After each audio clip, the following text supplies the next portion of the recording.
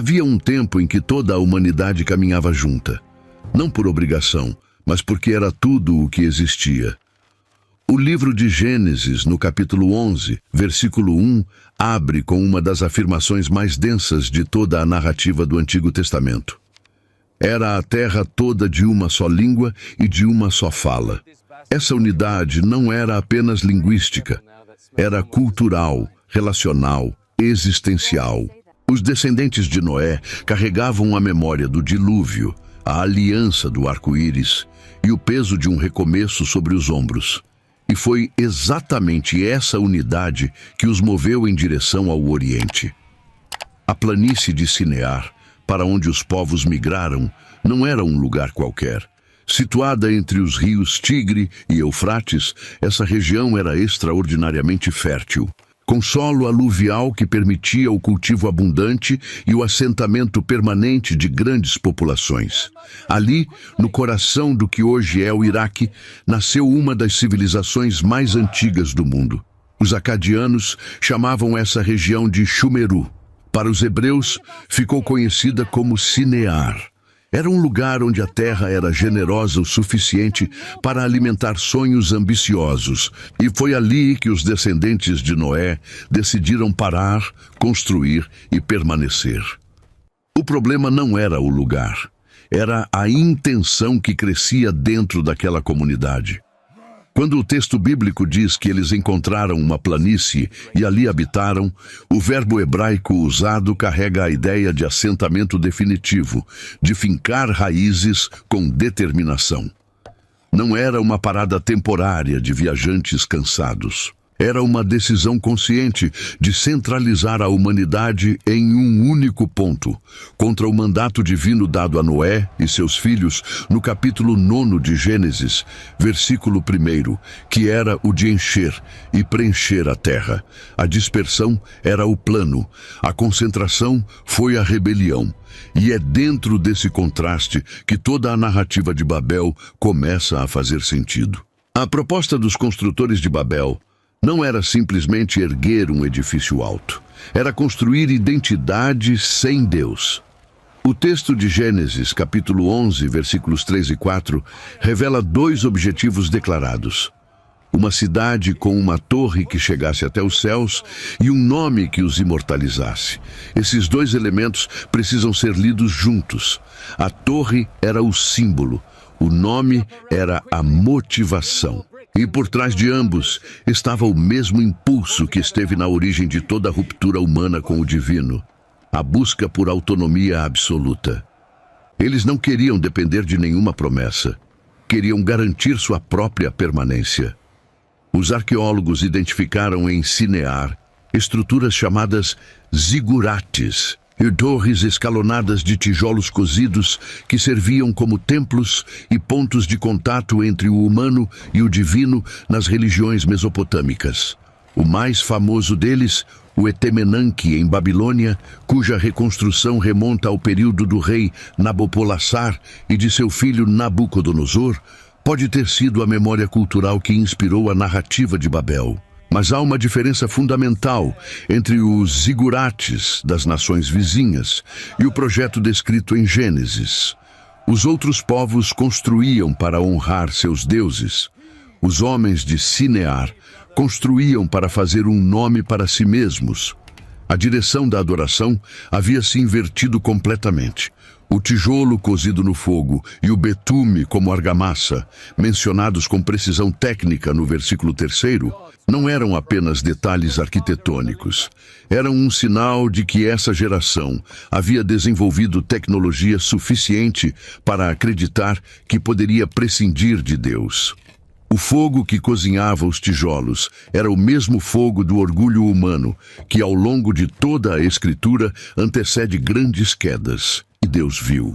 O texto hebraico usa uma linguagem quase irônica ao dizer que o Senhor desceu para ver a cidade e a torre que os filhos dos homens edificavam, como se aquilo que eles pensavam que chegava ao céu mal fosse visível de onde Deus estava.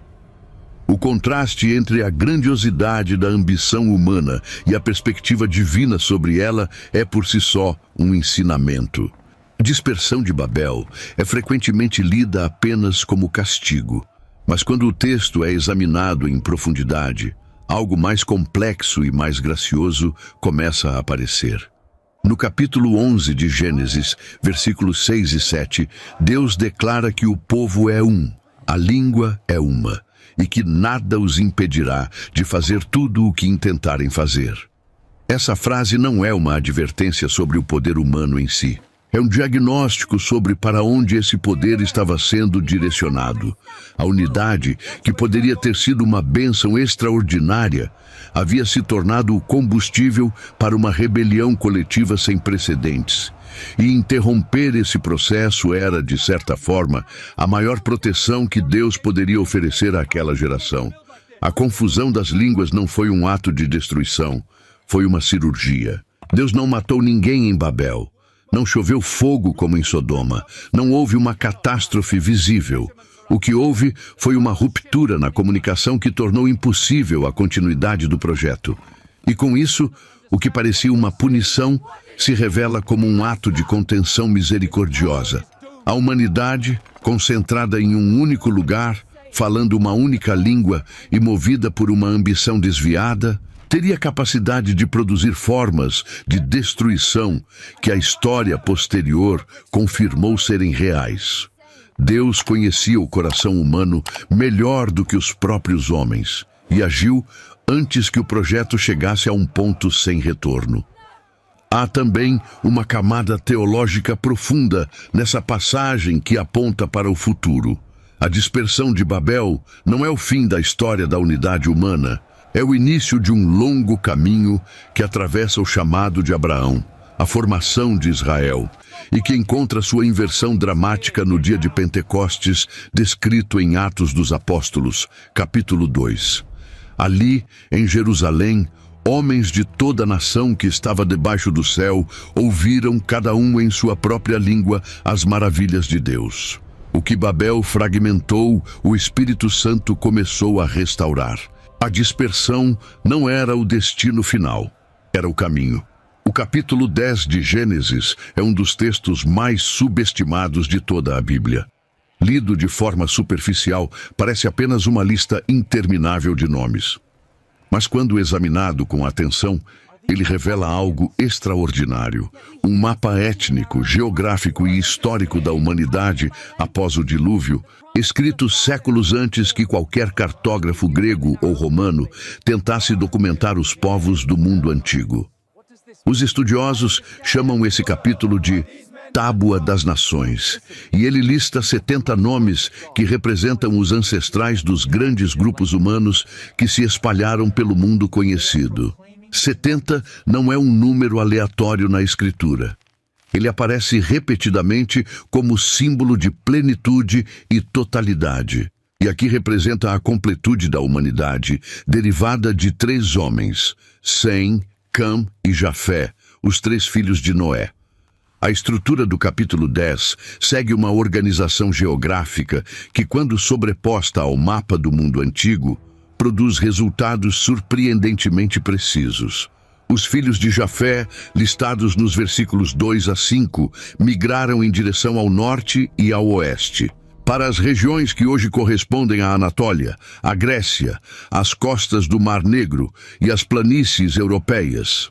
Gomer é associado aos Cimérios e, posteriormente, aos Celtas. Magog, aos povos das estepes do norte, possivelmente os Citas. Javã é a palavra hebraica para Jônia, região da Grécia Antiga, e seus filhos deram origem aos povos mediterrâneos ocidentais. Já os filhos de Cam, descritos nos versículos 6 a 20, moveram-se predominantemente para o sul e o sudoeste, Egito, Canaã, Etiópia e as regiões costeiras do norte da África e do Oriente Médio. E os filhos de Sem, de quem viria a linhagem de Abraão e posteriormente de Israel, estabeleceram-se nas regiões centrais da Mesopotâmia e da Península Arábica. O que torna esse mapa ainda mais impressionante é que ele foi escrito não como uma análise antropológica, mas como teologia. Cada nome carrega uma história. Cada linhagem aponta para um propósito. E no centro de toda essa dispersão, a narrativa bíblica não vê caos, vê providência. O Deus que confundiu as línguas em Babel é o mesmo Deus que no capítulo seguinte à Tábua das Nações chama Abrão de Ur dos Caldeus e promete que por meio de sua descendência todas as famílias da terra seriam abençoadas, conforme Gênesis capítulo 12, versículo 3. A dispersão plantou os povos. A promessa plantou a semente que um dia os reuniria. Cam, o segundo filho de Noé, tornou-se pai de 4 filhos, cujos descendentes moldaram algumas das civilizações mais poderosas da antiguidade. Cuxi, Misraim, Puti e Canaã são nomes que para o leitor moderno podem soar distantes. Mas por trás de cada um deles há impérios, culturas e geografias que ainda hoje influenciam o mundo. Cuxi é identificado com a região da Etiópia e do Sudão Antigo, território que os egípcios chamavam de Núbia. De Cuxi desceu Nimrod, descrito em Gênesis capítulo 10, versículos 8 a 12, como o primeiro grande guerreiro da terra, fundador de Babel, Ereque, Acade e Calné, na terra de Sinear, e posteriormente de Nínive e outras cidades na Assíria. Nimrod é uma figura que concentra em si o espírito de Babel, poder centralizado, expansão pela força e construção de cidades, como expressão de domínio humano. Misraim é a própria palavra hebraica para Egito, e seus descendentes formaram os povos do Nordeste africano e do delta do Nilo. Os luditas, os anamitas, os filisteus e os caftorim estão todos listados como filhos de Misraim, e os filisteus em particular aparecem ao longo de séculos de narrativa bíblica como um dos povos com quem Israel mais travou conflito. Puti é associado à Líbia e às regiões do norte africano a oeste do Egito, terras de pastores nômades e guerreiros que eventualmente interagiram com o mundo grego e romano. Canaã, o quarto filho de Cam, recebeu uma herança geográfica que se tornaria o palco central de toda a narrativa do Antigo Testamento.